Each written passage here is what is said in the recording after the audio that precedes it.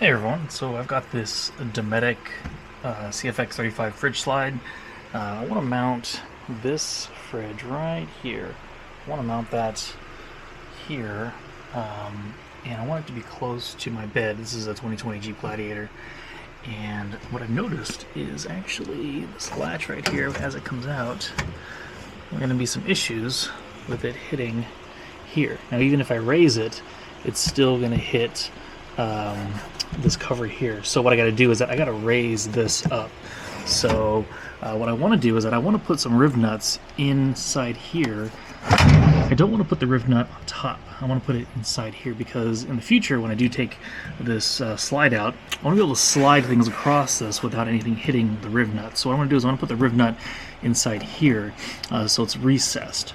Unfortunately, because of that, there's going to be this gap. I don't know if you can see it, but there's going to be about a 1/4 inch gap there. So what I'm going to do is that I'm actually going to build some sort of platform to raise this up a little bit higher so that as the fridge slide comes out, it is going to clear this cover. What I've done is that I've found, looks like some spare 1x2s lying around my garage. Actually, this is more of a plywood type 1x2. This was used for the underside of like a box mattress from an old bed that we had thrown out, but I kept the wood just because it's plywood and it's really thick. So I cut these to size, 29 inches. They're going to go vertical, so if you imagine, they're going to be kind of like this, and the fridge slide is going to sit on top of it. But the nice thing is that they are pretty thick. Looks like probably about 1 inch thick, and that'll be enough to make these slides clear the truck bed and the liftgate as well. So we got it all cut up. We're going to paint it black. We're going to coat it and then make it look nice so it all looks, you know, pretty stock, and then we'll get that mounted. So right now the platform is, or the slide is sitting on top of the wood. As you can see, it looks pretty flush, it looks pretty good, and it's pressed up all the way up against this raised portion here, which is nice. Same goes for the other side. And everything seems to be lining up, which is really nice. Now, when I pull the slide out, it clears it. Looks good. We've got about, I would say, a 1/4 inch underneath there, so we're in pretty good shape. Mind you, this isn't bolted in yet, so I think once it's all bolted in and screwed in, I think it'll be a lot nicer. But we're going to go this route. We're going to get this fridge mounted on top of here, and hopefully everything's going to be good. There's going to be some rivnuts down here, one there, and one there. The M8 bolt is going to go through here, through the wood, and into the rivnut there. The reason why I wanted to put it on this side as well, on the passenger side, is because the power outlet is here. I do have a small power station that is going to be plugged into that, and I kind of want everything just on one side. I don't want any wires crisscrossing to the other side. So let's go ahead and get that all taken care of. Alright, well, we've got everything lined up the way we want it to look on the final product. We've got our holes marked over on the back side. We've got our holes marked on the front side, so let's go ahead and drill some holes. Okay, so we've got our holes marked.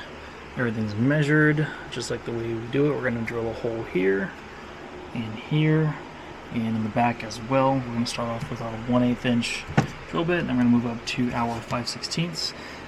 If the rivnut, which is an M8 rivnut, if that M8 rivnut does not fit, we'll go a little bit higher, probably do a 3/8.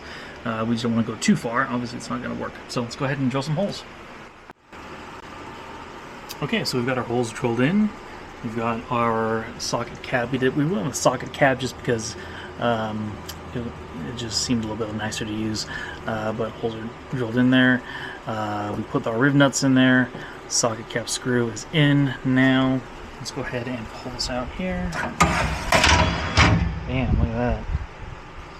Got 2 socket caps right back there.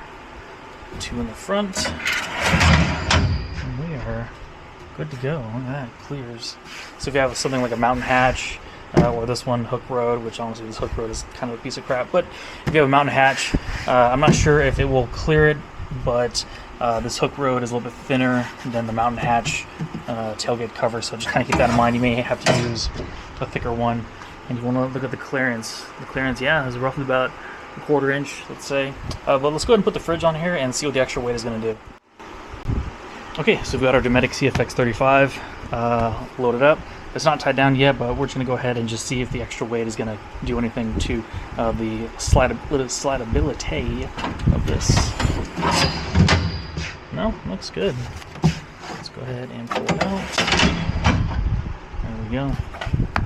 Get inside. Oop. Why is this locked? There we go. My lid seems to be a little stuck there. I'll have to fix that. But everything looks good. It locks in place. I can't push it in until there we go. That is how you get that Dometic bed slide, or a Dometic fridge slide, onto the bed of a Jeep Gladiator. Wood, rivnuts, drill holes, put the holes in, and you're good to go. The wood is about 1 inch thick, so to kind of put that into perspective. Anyway, have a good one.